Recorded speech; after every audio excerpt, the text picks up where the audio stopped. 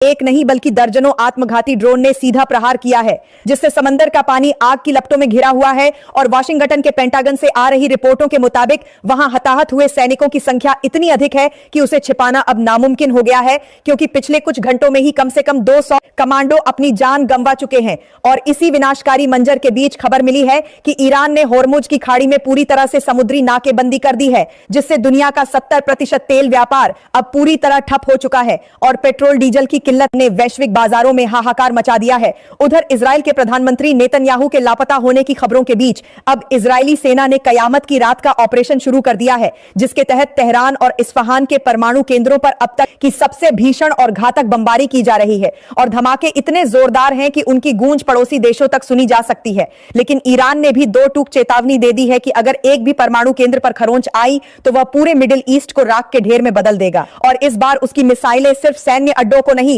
बल्कि अमेरिका के मुख्य शहरों को निशाना बनाएंगी, जिससे न्यूयॉर्क और लंदन जैसे शहरों में भी ब्लैकआउट की स्थिति पैदा हो गई है और लोग अब सड़कों पर निकलकर इस महाविनाश को रोकने की भीख मांग रहे हैं। लेकिन बारूद की यह भूख अब किसी के रोके नहीं रुकने वाली, क्योंकि चीन ने भी दक्षिण चीन सागर में अपनी सेना की मूवमेंट बढ़ाकर अमेरिका को चारों तरफ से घेर लिया है, जिससे अमेरिका की महाशक्ति होने की साख अब मिट्टी में मिलती नजर आ रही है। और इसी के साथ बीच अरब देशों की चुप्पी ने पूरी दुनिया को और भी ज्यादा डरा दिया है, क्योंकि यूएई और कतर ने अपने एयर स्पेस को अमेरिकी फाइटर जेट्स के लिए बंद करने का मन बना लिया है, जिससे इस युद्ध का पलड़ा अब ईरान की तरफ झुकता हुआ दिखाई दे रहा है। और खामनेई की शहादत के बाद जो आग ईरान के भीतर भड़की थी, वह अब एक ऐसी वैश्विक सुनामी बन चुकी है जो हर शांति समझौते को जलाकर खाक कर रही है। और आने वाले चंद लम्हे यह तय करेंगे कि यह धरती रहने लायक बचेगी या नहीं, क्योंकि अब मिसाइलों की गति और विनाश की शक्ति ने इंसानियत की हर उम्मीद को खत्म कर दिया है। और आसमान में उड़ते ये लड़ाकू विमान और जमीन पर बिछती लाशें इस बात का गवाह हैं कि हम इतिहास के सबसे भयानक विनाश की ओर बढ़ रहे हैं,